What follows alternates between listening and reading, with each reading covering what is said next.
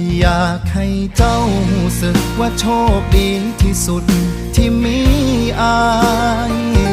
ถึงบ่ได้ดีพร้อมทุกอย่างแต่สิเป็นทุกอย่างสิบ่เฮ็ดให้เจ้าเสียใจที่ฝากชีวิตเอาไว้